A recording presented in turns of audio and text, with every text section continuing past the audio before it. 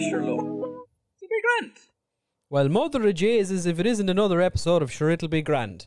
You're probably, maybe you've listened to us once podcast about two Irish idiots. That's me, Owen, and my best bud, Dan. Say hello, Dan. Hello, Dan. Oh, we're back. We're back. We're back with a boom. Regularly scheduled nonsense is here. We're going to talk about movies, and we're going to talk about a particular movie once again. And this week, this week, I am super excited for this. All right, this week, no hand holding, no kissing, no misdirected woo. We're doing Face Off. And yes, that was a Simpsons quote. Yes. You are welcome. Also, I'd like to say, see how I let you do the intro? I was very respectful. I let you go right through the whole thing there. Oh, wow. You really? Yeah. You mean I'm not petty. I'm not petty. All it took was me complaining that you never let me finish my intro. That's all it took. Well, yeah. Okay. Well, long may it continue. Long may my reign of terror carry on across this podcast. It will not. It will not. Just get off your hot air balloon. Oh no! I'm flying higher. I'm going further and further towards the sun until I eventually burn up and crash to the earth. It seems like if you just kind of went halfway up, you could just kind of stay up and not have to go. No. As in my mind, hot air balloons can only go up. That's how they work. I mean, Yep. There we go. This week we are talking about Face Off, which is probably, possibly, genuinely one of my favorite action movies of all time. And it's also the first chance we get to talk about John Woo on the podcast, which I've wanted to do for a while because I really like John Woo movies. We should do more movie John Woo. Like, watch more John Woo movies. We should dive into the John Woo-niverse. Do a John Woo month. There you go. I just coined, I think I might be the first person to coin the term the John Woo-niverse, and I would like to take this chance to trademark it somehow. So that's mine. I'm clipping that and putting it everywhere. Yeah. Is that you in part of the Woo-niverse, or is it just Woo-niverse? It's Woo-niverse, I think. Yeah, okay. Because his name is Woo, is OO. Because then about Woo. Yeah, it would be the John Woo-niverse. Anyway, moving swiftly on. Yeah, moving swiftly on. Let's talk about Face Off. Let's get the factual facts out of the way. John Woo, director. I've said that already. Written by Mike Werb and Michael Collery. Okay, Michael Collery. Mike Werb, you might know from other films he's written, such as The Mask in 1994. Yes, and he also wrote the story for Lara Croft Tomb Raider, the Angelina Jolie one, the first one. The Mask. Look, Jim Carrey is great. Don't get me wrong, but if they did The Mask a little bit more like the comics, like a little bit more dark or a little bit more manic and crazy, like Nicolas Cage would have been a great Mask. Listen, man, Nicolas Cage would be a great anything. Right? Oh, we're at this start of the conversation. I said he just would be. All right. Speaking of Nicolas Cage is in this movie. Also, wow. Also in this movie, John Travolta, Joan Allen, Gina Gershon, Alejandro Nivola, and there's a cameo from Thomas Jane the Punisher in the middle of it there somewhere. It's not even a cameo. He appears in a few scenes. It's not. I think he's just there. He's an actor. Yeah, he's in the movie. He's not cameoing as the Punisher or anything. He's just Now that would have been cool. Like if that's the implications, like, oh my god, this is part of the Marvel universe. Yeah, I think I'd actually really like to see John Woo make a Punisher movie as well. Yeah, but like John only Travolta was in the Punisher movie too. But only if they put all the money that they would make for the movie to build a time machine to make it in the 90s instead, because we don't want modern day Punisher. Yeah, no, we want 90s. Like there wouldn't even be a boat scene. No, we want peak Woo in the 90s making it. Music for this movie, the score was composed by John Powell, who has done like a ton of animated movies, like scores for really big animated movies. He did The Road to El Dorado, Chicken Run, Shrek, Robots, a bunch of Ice Age movies, the first two Kung Fu Pandas, How to Train Your Dragon 1, 2, and 3, the Rio films, those animated movies about the birds in Brazil. Yeah. Like a lot of movies I'm like, oh yeah, those movies. Yeah, but they're a lot. They're like Ice Age, Happy Feet, Kung Fu Panda, How to Train Your Dragon, Shrek. They're like, I would say, if you had a list of the top 10 highest grossing animated franchises of the last 20 or so years, they're all on it, surely. Yeah. Especially Happy Feet. Happy Feet was a big accomplishment with the music, especially because of how the movie worked, you know? Yeah, big thing. But so that's kind of, his thing is kind of, he also did like The Bourne Identity and Agent Cody Banks. Love the Bourne movies. Really like him. I thought you were going to say you love Agent Cody Banks. No. Well, I like Agent Cody Banks. So I'm on Frankie Muniz's team for the Agent Cody Banks. I was never a kid that had to have a constant feeling that they were super powered and amazing. I didn't need that. Agent Cody Banks doesn't have superpowers. He's just he's like a preteen James Bond. Yeah, but also he's just like Artemis Fowl, an episode you will never hear on this podcast. Top of the morning. It's still on the soundboard. Oh God. Oh God. All right. Yeah. So let's round out. Let's finish it off. Music by John Powell, as I just said. Cinematography by Oliver Wood. Edited by Christian Wagner and Stephen Kempener. Produced by Paramount Pictures and Touchstone Pictures. Face Off came out June 1997. Yes. Long time ago now. And Face Off. I was 7 years old. In 1997 was the 14th highest grossing movie of the year worldwide. Oh, that's lower than I thought it'd be. Yeah, I expected it to be higher. If you go just by America, it still wasn't even in the top 10. It was 11. Okay. Now, having said that, worldwide it made like $250 million. So for 1997 money, I had a budget of like $80 million. Oh, that's a good. It was a success. Yeah. Face Off was a success, basically. Yeah. Do you know what the number one highest grossing movie of 1997 was? Home Alone or something, surely. No, it was Titanic. Titanic. Oh yeah, but that makes sense. Titanic was number one. Titanic was number one by a vast amount. Yeah, just a little bit. By a huge margin ahead of number 2, which was The Lost World Jurassic Park. Yeah. It didn't just apparently shatter all it's not even close. We're looking at the numbers, like it's not even. It's not like, hey, but who cares about Titanic? It's all about Avatar now. Like, it's all about Avatar. Yeah, because Avatar is the best movie ever because money gross decides that. I actually like Avatar, so I'm not going to say too much about it. But I don't. So those are those I guess are the key factors that you need to know. A little bit about the plot off the top, because we're doing this new thing where we're not just going to go off through the top, eh? We're doing this new thing where we're not just going to dive like through the plot piece by piece in the next section. Yeah. So the plot, to give you the gist of it: obsessed with bringing terrorist Castor Troy to justice, FBI agent Sean Archer tracks down Troy, who has boarded a plane in Los Angeles. After the plane crashes and Troy is severely injured, possibly dead, Archer undergoes surgery to remove his face and replace it with Troy's. Are you still with me? As Archer tries to use his disguise to elicit information about a bomb from Troy's brother, Troy awakes from a coma and forces the doctor who performed the surgery to give him Archer's face.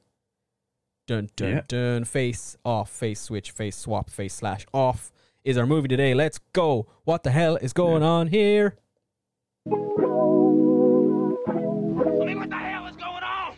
What the hell is going on here? Face Off is a masterpiece. Okay, it's an anti-realist dream house. Honestly, look, throw away all sorts of artsy perspectives on things. It's just a really entertaining game, and not even like, oh, it's so stupid, it's entertaining. No, it's really entertaining. It's lots of fun. It's a lot of craziness. It's action packed. Look, it's nuts. And that's our last points. That's our final thoughts for this week. See you later. Yeah. No, it is. It's crazy. I mean, it's a crazy premise. It's nuts from start to finish. Yeah, but it's not stupid crazy. Yeah, but it's not. People just think the premise is dumb, so they think the movie's dumb, and they just think. Look, I think a lot of people would say that Face Off is a bad movie that is fun to watch. I don't think it's a bad movie. Even it's a good movie. All right, so here's the thing, right? The idea of two fictional characters swapping space is not a new thing. It's a well-tested thing. It goes back hundreds of years. It's a type of storytelling. It's really very good. Like some positions, ideas, they just needed a modern way of explaining it without saying, "Oh, magic." And I'm okay with them doing the sciencey way. I mean, at the same time, I was complaining every 2 seconds watching it. I mean, that's just that's your brain. me. That's just me. That's just your brain. Yeah. In particular, when it comes to any sort of sci-fi, sciencey stuff in a movie, you're always just like, oh, I can't help it. It's not even like a thing of, oh, I'm so smart. It's like, what? Yeah, it's like a gut reaction to just go, that's not how that works. But Face Off, that is how it works. They literally, it's not just a vague notion of swapping lives. They literally swap faces and have cosmetic surgeries performed to look exactly like each other. So the actors just swap roles, which is incredible. Now, this was Face Off kind of came from, so it was a spec script, which is kind of basically when writers will just, they weren't hired to write this in particular. The writers wrote it themselves and then tried to sell it to production companies. So they sold it, and the writers wrote this with Schwarzenegger and Stallone in mind for the lead roles. Yeah, that makes sense. That's kind of who that does make sense. Yeah, that's who they wanted, which at the time, I mean, it was written in, I think, 1990 or something. It was spent a while floating around production companies. So you can see it. They were the big... Yeah, it was a huge thing because it was always the competition between him and him. They were the big, mad, tough box office action movie stars of that time. I bet you Arnie would have been like the FBI agent because they did so much with Arnie, that this big Austrian accented fella, and they put him like as a cop in America or something. It's just like, okay, I mean, fair play. I mean, yeah, probably. Can you see? I would love to see Arnie and Stallone get as crazy with it as Travolta and Cage did. I don't think they could have done it. They couldn't have done it, really. I think it would have been a much more flatter, just straight swap kind of thing. They wouldn't more action as well. They wouldn't have got as crazy with it. A lot more of like. Remember that where he licks the daughter? Which are you imagining now, Stallone or Schwarzenegger? Both. It's just it's horrible already, right? It is, but somehow they make it worse in my mind. See, I'm struggling I can't not picture current day Schwarzenegger and Stallone in my head right now. I'm picturing them like doing a weird Expendables side movie where they swap faces or something. I don't know why.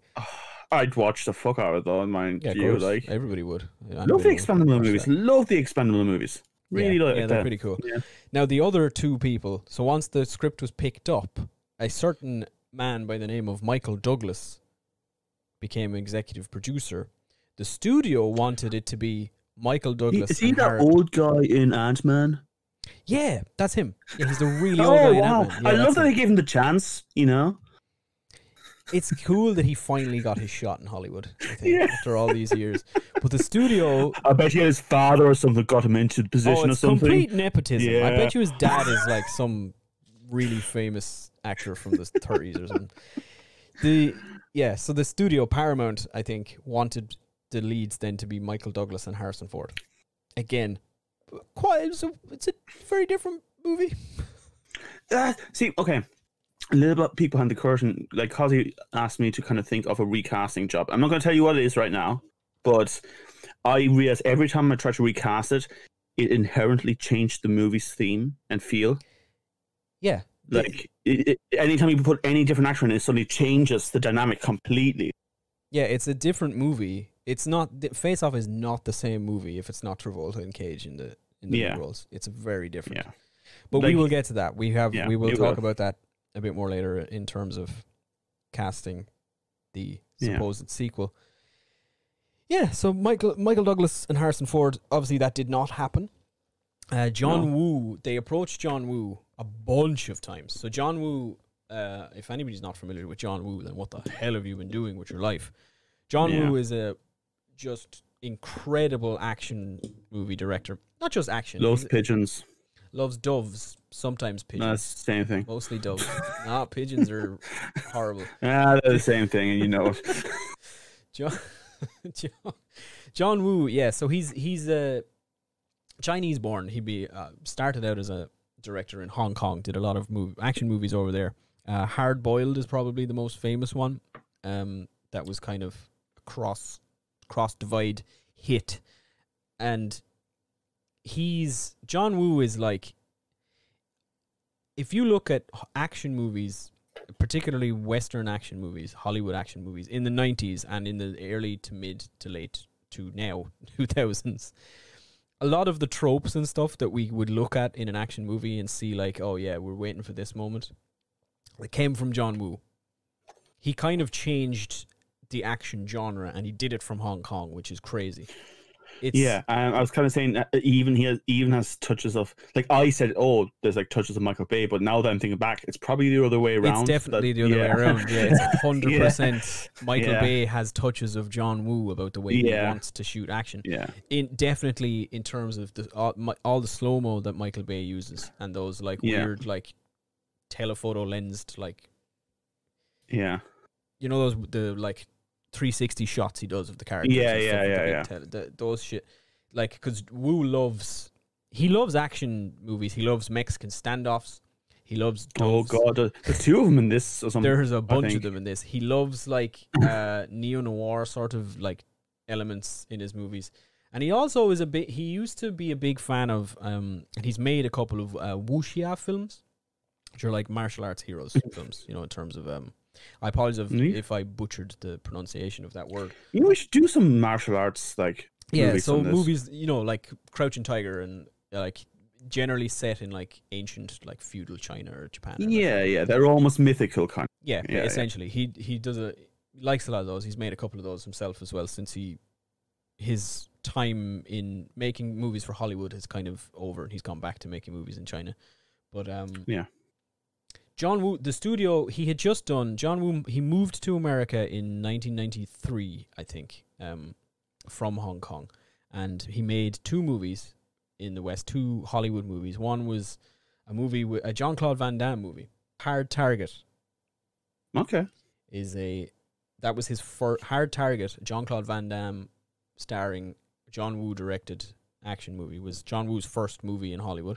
Actually, there's an actor who could probably play the crazy bit in these movies as well.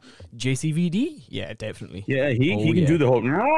Oh, yeah, he could do it. He could definitely do it. Yeah. But that was John Woo's first Hollywood movie, and it was a studio film that was kind of interesting enough considering like recent developments and studio interference in movies. The studio wouldn't let John Woo do whatever he wanted. So wouldn't let Woo. Back in Hong Kong, he kind of just made his movies, and that was that. There was none of this studio stuff. There was none of this, like, nobody was coming in. They almost like they trusted the director. Yeah, but there was nobody. There was nobody coming in and saying, "No, the audience won't like this," or "No, this is too violent," or "We need to get the rating down for this," which is what happened with his first two movies. The second of which was called Broken Arrow, which also starred John Travolta. Yeah, great. Yeah. So those two movies changed a lot, and in Hard Target, it's a JCVD movie, but it's not. There's not a lot of the John Woo stuff going on in it. So what you're saying is, we want the Woo cut. We want the Woo cut of Hard Target is what we want. Yeah. Apparently, it exists and it's out there, and you can get it from hardcore John Woo fans. Have bootleg copies of John Woo's rough cut of Hard Target. I actually love that kind of stuff. I love that underground, like, there's a bunch of stuff. One, like the DCGI version, like people have put together from like different clips and like the original Star Wars. I love that. Oh, it's so good. There's that, so you can find it if you find yourself, if you head to your local John Woo fan club somewhere, you might be able to get yourself. Oh, there's loads of them. Like, the's about 5 of them in Bray. You might be able to get yourself a rough cut of Hard Target. I almost said Hard Boiled, but he went Hard Boiled, Hard Target. And then also you might be able to find somewhere John Woo. He directed like a pilot for Lost in Space. It was the Robinsons Lost in Space. Now they've actually made another one. They've recently. made one now. Netflix have made Lost in Space now, but John Woo made and directed a pilot for Paramount, probably, for Lost in Space, called The Robinsons Lost in Space or something. That never got picked up. It didn't get past the pilot, but apparently you can get again, if you know some hardcore John Woo fans, there are copies of this pilot episode out there, like bootleg editions. It must be a torrent or somewhere. Like. I mean, don't torrent, folks. It's very bad torrent. Don't ever. No, support your... I don't know why I'm saying that. Like support massive Hollywood people. Yes, please do support the movie industry. It needs it right now. Yeah, so the studio really wanted John Woo for a while, and John Woo read the script for Face Off, and he said, no, this is not my kind of movie, because in the original script, this was set in the future. Face Off was a futuristic sci-fi movie, and about 85 to 90% of the movie took place in the prison in the movie. Those things that make sense Which now. is, okay. Once you hear that, the prison makes sense. The face-off makes sense. The face-off makes sense. It all kind of is like, you can see, so they had to change the script. And they had John Woo was like, this doesn't suit me. I'm not going to make a sci-fi movie. I don't want to do that. I want to make a... So they changed the setting. They made it set in 1997. So they really wanted him then? They really wanted John Woo to make this movie, yeah. And they also, this is the first time the studio said, do whatever you want.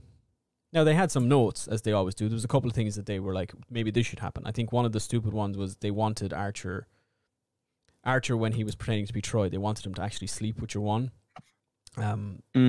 Troy's ex-wife, whatever, Sasha. Yeah. And John Woo and Nicolas Cage were like, no, that doesn't make sense for Archer's character. That's not, no. So it didn't happen. He's a paladin, like. Yeah. So they had a couple of notes, obviously, being a studio, but they basically just let him do what he do. They were just like, yeah, go ahead, John. We want you to make this. We've changed the script so you can make it. And he made it. And John Woo was the one who wanted Nicolas Cage and John Travolta to do the movie. He was like, it's them. I mean, it's brilliant casting.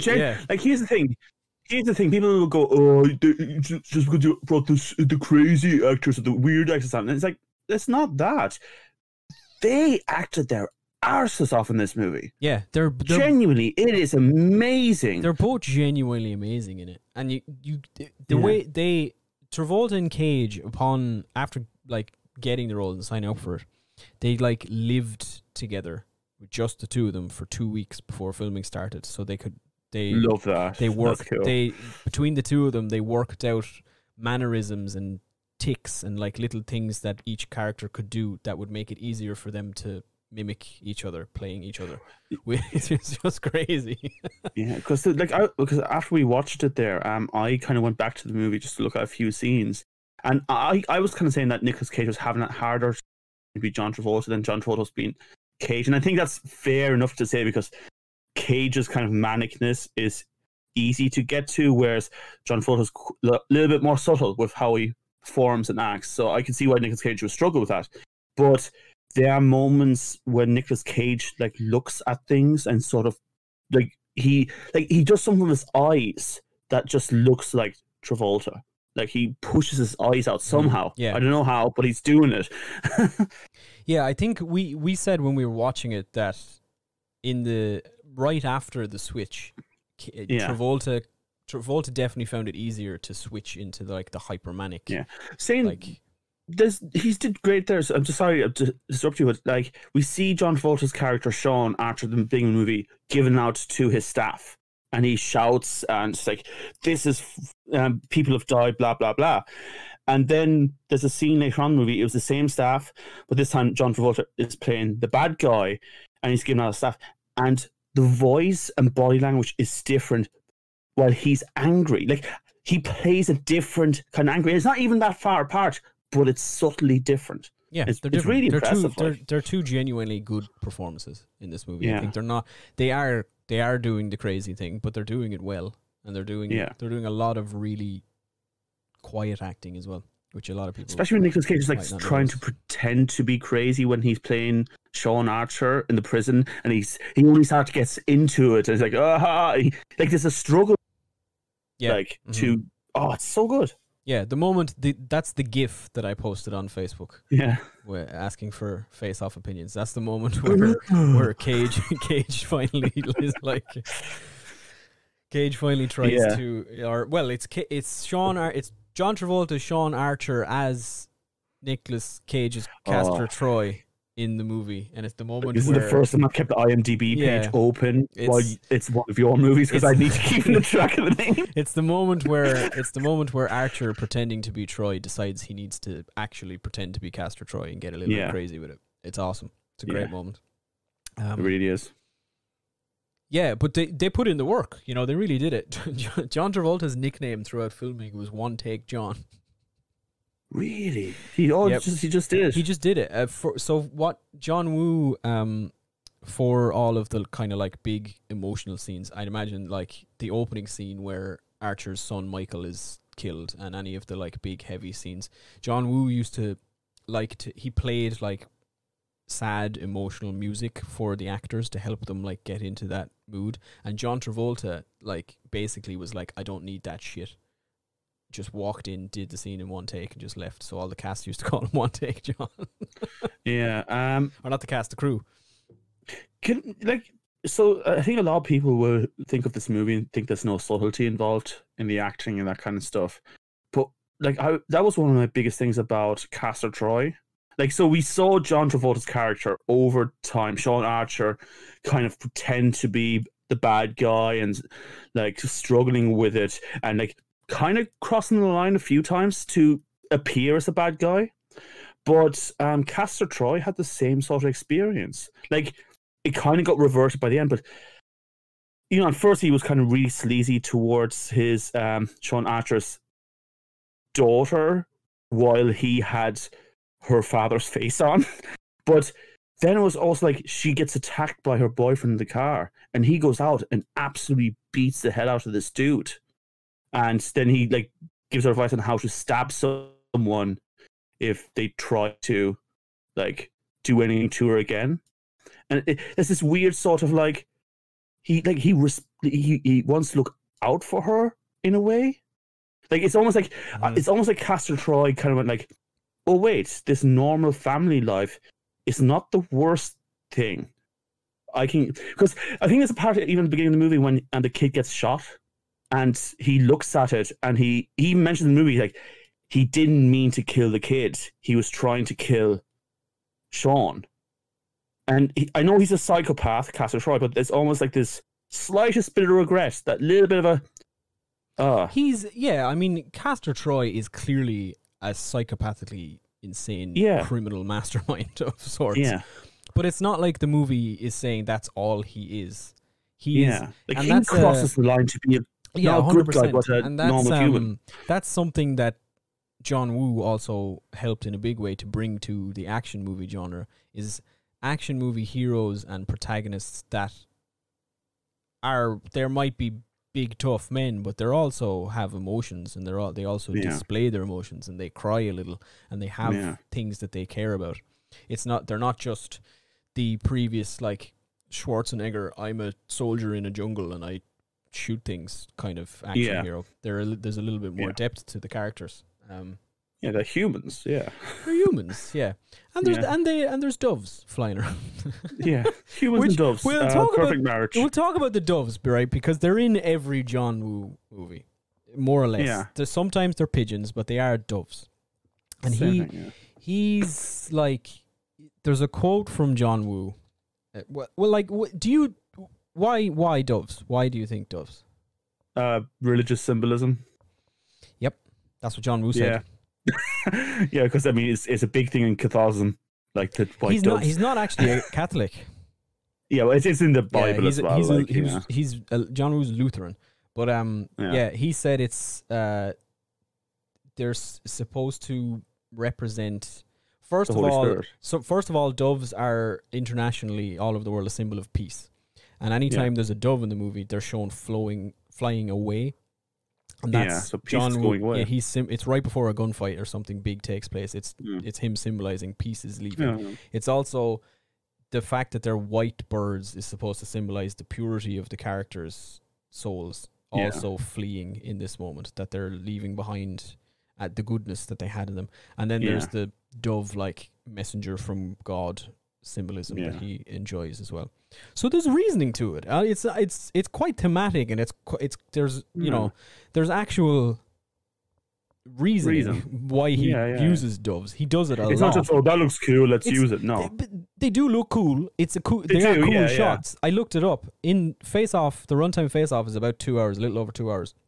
There is a total of about 1 minute and 25 seconds of shots that are just shots of birds and doves. Oh, okay. In Face Off. Quite a lot. In Face Off. Yeah. So they're around a lot. It's not just doves. There's shots of pigeons and stuff at the start of Face Off too. Seagulls and stuff like that. So he likes birds. But that's why the doves, if anyone was wondering, that's why John Woo uses doves. All right, let's get into the nitty gritty. The reason we're all here.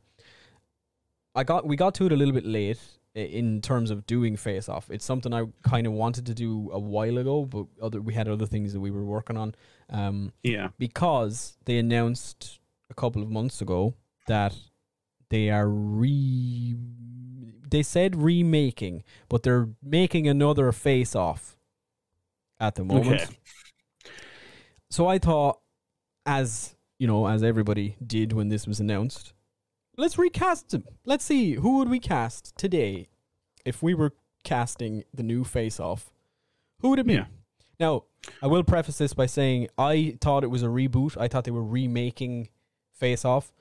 The guy who's directing it has said it's a direct sequel to this Face Off, and his words were, Face Off is a perfect movie and I would never remake it. Respect. Okay, so that's cool. But forget that for a moment. We're recasting Face Off. Yeah. Like, we'll pretend this new sequel coming isn't happening. This is just us recasting the movie. We'll just recast Face Off. So, who you got?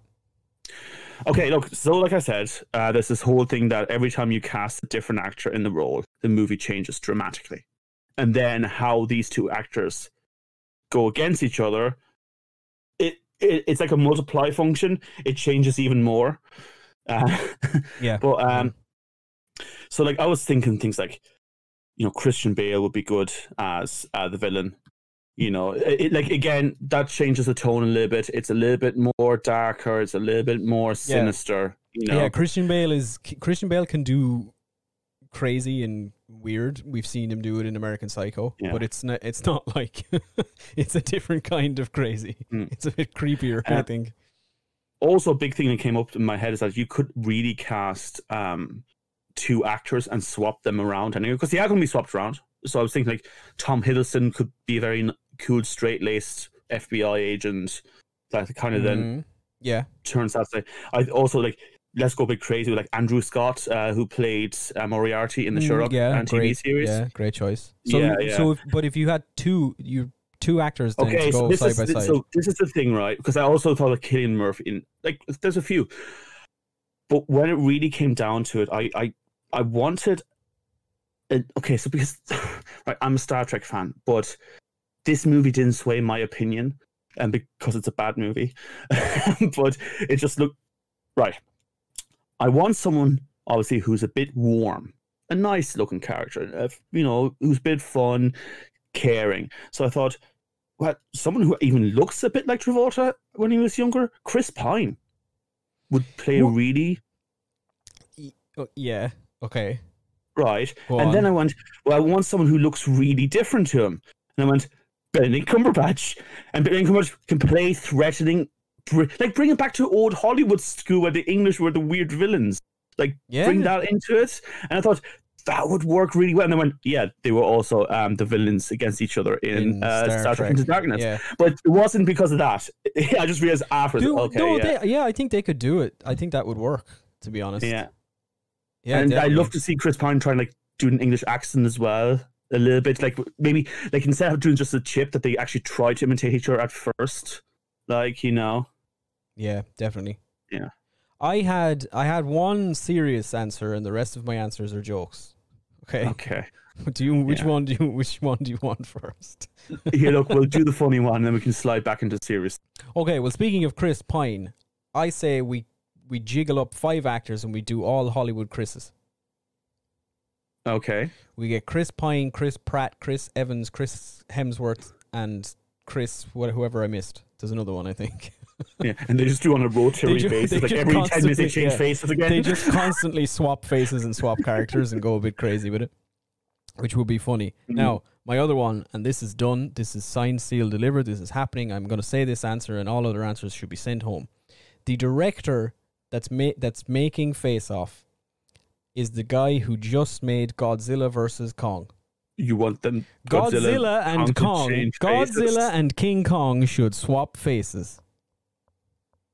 No, that's literally your worst take you've ever had. We're going home, people. That's the end of the show. I'll see you next I don't even get the funny part of that. What? Don't think of the story. Yeah. What's happening? Why is King Kong going undercover? I assume King Kong is a good guy. He's not going undercover. They're just swapping faces.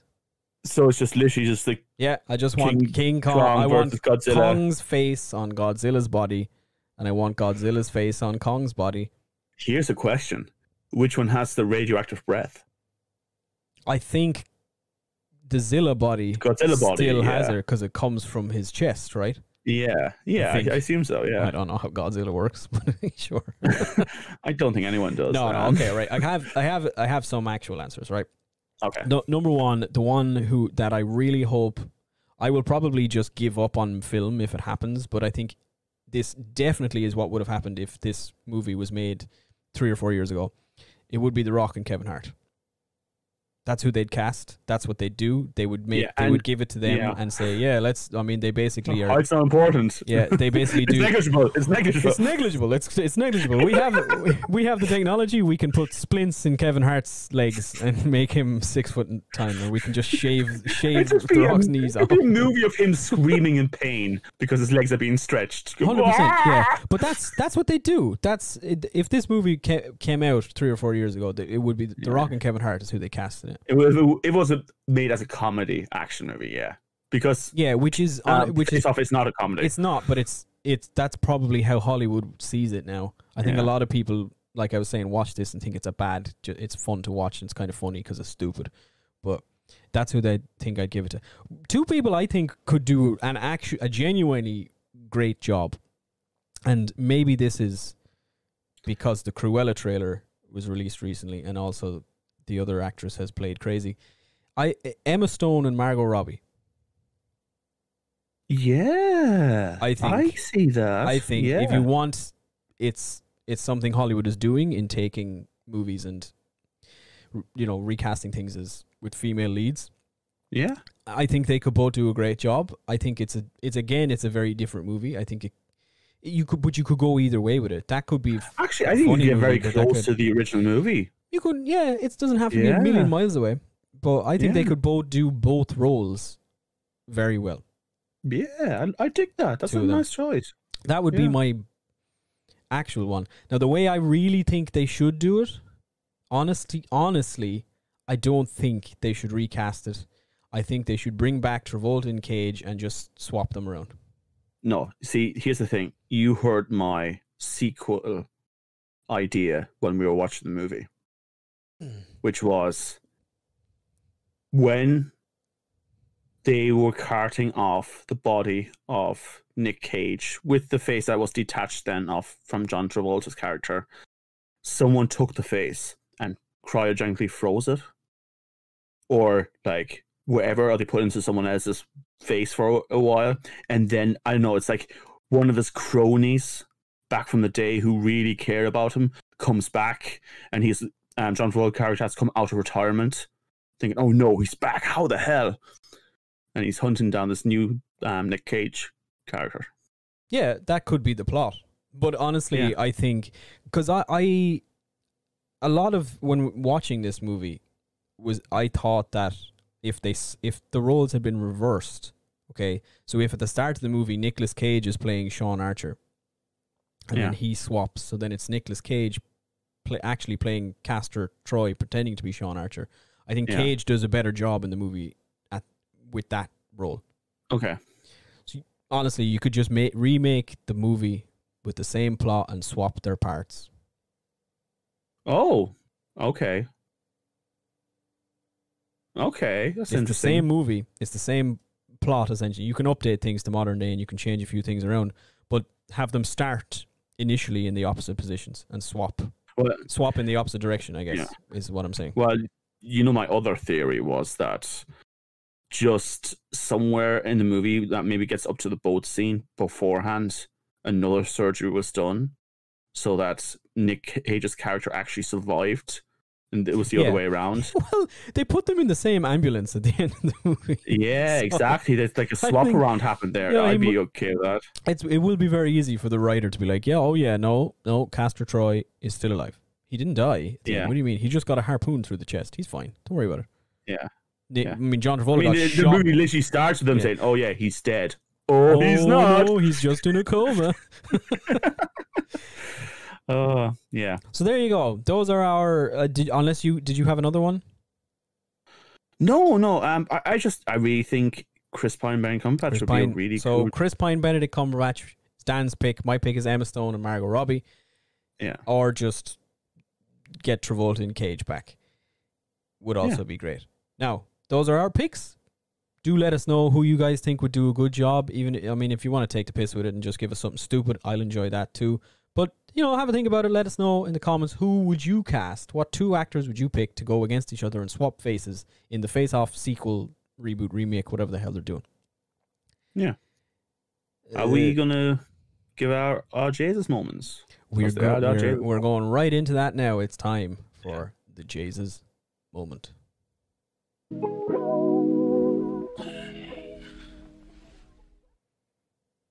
So, you're chomping at the bit. Yes. Okay, so it's not RJ's moment. And what the hell's going on here? It's a RJ's moment. Jesus, that was really fucking class. It's the mirror scene. It's when they're on both sides of the mirror and they aim the guns at each other. And I thought, that's cool enough. They're aiming through the mirror at each other. But then I realized the reflection. They see the reflection of their. They see their enemy.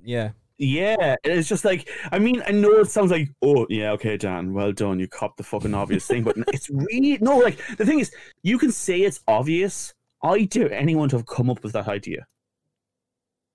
That would have actually taken some time. It seems obvious. Like, you look at it and go, oh, yeah, duh, of course, they're going to do something with mirrors. But it's also the way they did it, too. It's not like... Because he uses, again, it's also the Mexican standoff moment, and it's the two of them pointing guns at each other, and like they're back to back at the start, and their reflections aiming the guns at each other as well. Their reflections are aiming back at each other, and they're the third person. Like they see their enemy reflected, but they're also technically shooting at themselves now because they're in the and it's I agree with you. It's a lovely moment, and that's the thing. The reflections are the third person. They are the Mexican stand-up third person. The third and fourth. They're the fourth. No, not even the third and fourth, because they are. It's kind of the mix between the two in the middle, like Yeah. So I thought that was a really like. It just felt. I felt stupid not realizing it straight away, and then went, "Wow, that's actually." I think I remember your realization moment when we were watching it. Yeah. It was like just slightly after the bullet fired, and you went, "Oh, that was cool." yeah. I don't know, because like, look, we've all seen movies where they just point at a gun to the person on the other side. Point at a wall. Knowing that the other guy's at the other side of the wall. And like, we've seen that, and they're cool movies, but it's been done and all this. But then I realized, no, look at the reflection. Look what's in the reflection to them. And I went, oh, actually, nice. Really nice. But yeah, that's my RJ's moment. Yeah. Solid pick. Yeah. I have one funny one, and then one that's more me and not necessarily the movie. The stupid one that's kind of like, oh, Jesus, is definitely the...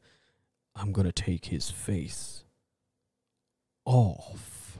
Like 5 or 6 times in the middle of the movie. It's fine. It's just like, if he says it once, I'll go like, that's the name of the movie. And you kind of laugh at it and go, that was nice. But they say it like 6 times, just in the one scene. The villain guy comes back to him as well every time going there, face off? That's the way they just keep saying it. And it's like, it's Archer as Castor Troy, and he gets loaded on some form of drug when he's like hanging out with Castor Troy's like drug dealer friends and whatever, and he just loses his mind a little bit. And he's like, I'm gonna take his face off, and everybody's looking at him like, what? You're gonna take his face off? His face off? You're gonna take his face off? They just keep repeating it. It's like, okay. It's like they had a quota to say face off in the movie, and they realized that at the end of the shit, look, we have no scenes. Look, we'll just record one scene. Yeah, we'll put all of them into one. Just keep saying it, guys. It's great. It's really, yeah, I just like it. It's just a fun. Yeah. It's a fun moment, really in a Nick Cage, in a fun movie, and it's quite Nick Cage. Yeah, the way he acts it and everything is unhinged and just really fun. Now the other one, this is kind of on me, right? So my brain processing throughout this movie, I spent a lot of time. The two main villain brothers are called Castor and Pollux Troy, right? Right. I spent quite some time trying to figure out why they were called Castor and Pollux, because those they're not like, they're names, right? They're not normal names. They were definitely like, there's no way they just John Woo just Googled famous twins and stuck on Castor and Pollux. Castor and Pollux are a thing, right? He must have called them that for a reason. And I was trying to put all these pieces together. I was like, right, Castor and Pollux, Greek twins, Greek heroes, Castor and Pollux, Castor of Troy, Castor Troy, Pollux Troy, Achilles of Troy, Achilles killed by an arrow, Sean Archer, and that's how my brain put it together. I mean, very nice. Turns out it was a little bit more simpler. I think it's Castor and Pollux are twins of historical, Greek. They are Greek mythological twins. One of whom was the son of Zeus. Zeus happened to be a swan at the time. He fucked Pollux's dad. That's another story. Castor was immortal. Pollux was a trier. The other way around, one or the other. Yeah. And then they became the constellation Gemini. Yeah. And the Archer is the Sagittarius constellation that's pointing at Gemini in the sky or something, I think is why they did it. But it was mainly just because Castor and Pollux were twins and they thought it was cool. But that's my jizz moment, is just realizing it really wasn't that complicated. They didn't overthink it as much as I did. I was trying to put and also and then my brain was like, and Trojan horse, people hiding in something that they're not, things pretending to be other things, and I was like, what the fuck? All I can imagine is a strong one going, funny names. The writers might have just Googled famous twins and saw Castor and Pollux. Those are stupid. Google, did they? Did they Google it? Yeah, they Googled it in 1989. But they just looked it up. They got the Encyclopedia Britannica out then and looked up whatever people did in 1989. Let's take out the section of tea. Yeah. But it wasn't that here's my question, folks. Is the brother more like Elton John looking or more like John Lennon looking? Yeah. Because I see like young Elton John vibes from this guy. I thought I saw John Lennon more than Elton John, but there's a hint of both. Interesting enough, another fun fact about him, John Woo wanted Mark Wahlberg to play that part. And Mark Wahlberg turned it down. Yeah, I think that's a good shout. Yeah, probably. Yeah. You can see Mark Wahlberg at the time was probably like, I'm too big to play a fucking side character. Like, I want to play Castor, not Pollux. Yeah, and he would have been terrible. He would have been awful. Yeah, he's not a good actor. Yeah, he's not. Not a good person. Anyway. But he would have stopped 9/11. Let's not go down that road. Okay, I guess we're going on. There you go. Yeah, those are our Jesus moments. Time now for our final thoughts on Face Off. Yes, Mr. Frodo. It's over now. To me, when it comes to Face Off, it's hard to think of a more perfectly insane yet beautifully poetic action movie than this. It's honestly incredible in parts. A lot of it is so good that it's honestly a shame that some people probably think it's a bad movie. It's not a bad movie at all. It's a really good movie. It's a really good movie. Really well. I mean, the only thing that is a bit cheesy, I guess, is Surge. You're a bit like, really in the 1990s, that's a bit weird. But it's that's the thing. It's nuts. It's not trying to be But the thing is, grounded or anything. It's I hate to bring up Neil deGrasse Tyson because I know how much you love him. But Neil deGrasse Tyson has this thing that people give out to him for judging sci-fi movies. But he says, look, I don't mind if the world explains it's doing this consistently and this is the rules of this world. He's perfectly fine with it then.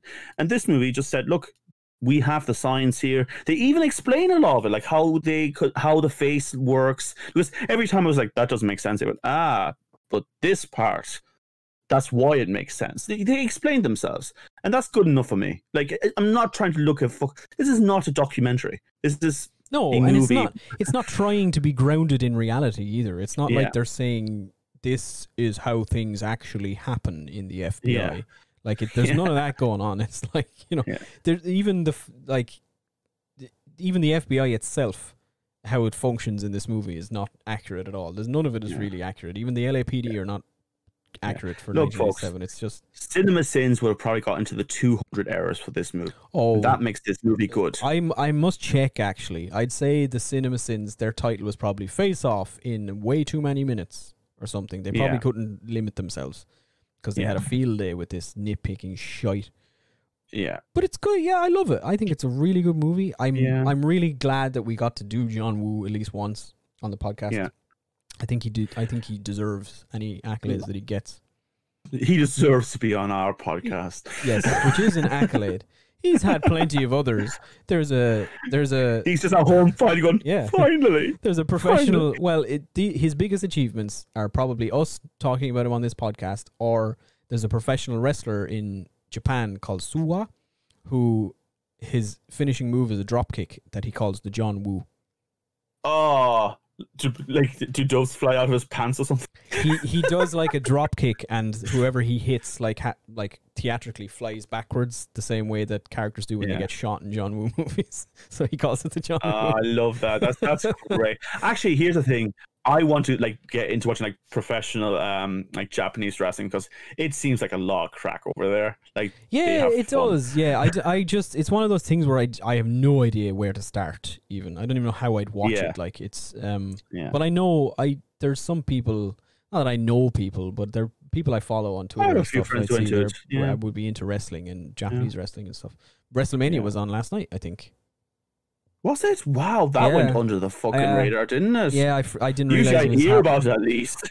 I think once The Undertaker lost his WrestleMania record, I kind of put it all to bed. I was just like, did you watch The Undertaker interview on Hot Ones? No, I haven't seen that one yet. Oh, it's such a treat. I've seen Stone Cold's. I've seen Cold, but because The Undertaker, because now he can finally take the veneer off. He's not anymore. Yeah. They all are now, yeah. Yeah, he just is open about it. He just seems like a really nice guy. He goes through all the wrestling things. Really, I recommend anyone who's a wrestling fan worth watching that interview. Hot Ones is always Hot Ones is a good interview in general, yeah. But they're all because Stone Cold has a podcast as well now. Yeah, that's actually very good, and it's all him. He gets on all the old guys. All the big guys that that would have been the superstars of when we were kids, like the Big Show and The Undertaker, Big Show. All those guys. He gets them on, but they're not in character anymore. It's just them talking, and they go kind of behind the scenes and talk about how say like Stone Cold versus The Undertaker at SummerSlam 2000 and whatever. So the two of them talk about how they put together the show and how the storylines were coming together and how Vince McMahon wanted them to. It's really good. It's really interesting. He puts a lot of them on YouTube and stuff, so you can watch clips and stuff. It's cool. That's good show. Pretty awesome. Yeah. Anyway, enough about wrestling. What are we doing next week? We are, and I'm probably going to get the name wrong. A friend of yours recommended, or someone recommended. Yeah, I had a recommendation. This came in from Richie, a friend of mine that I went to college with, wanted us to do this movie. So we said, Face Off is a bad movie.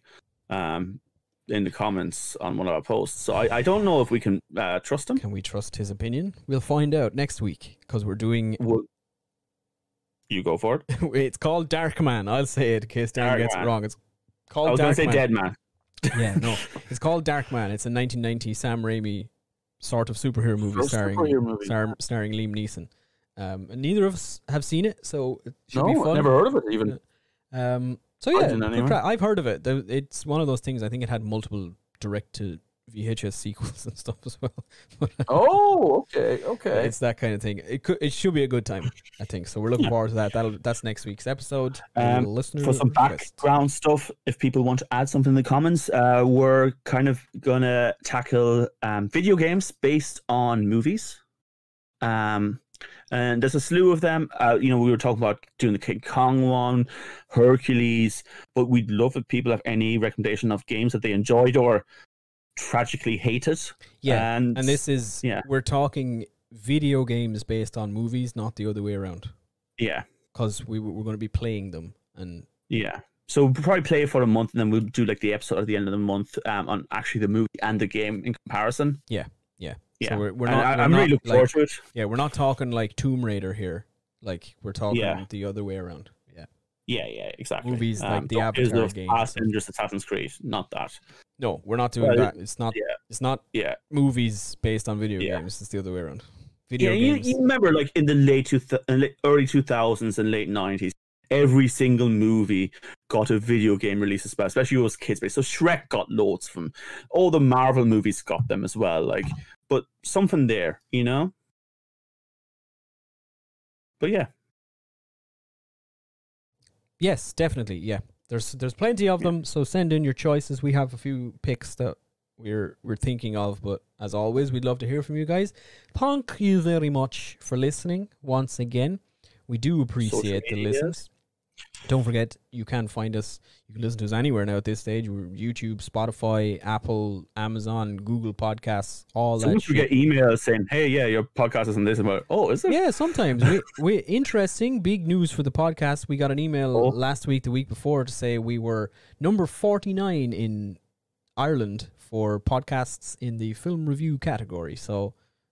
I mean, I'm actually I know it sounds like silly, but that's really cool. Like, I'm really happy to hear that. It's big for us. So thank you to everyone who's listened, who's checked us out, and we will see you guys in the next one. Love you. Bye.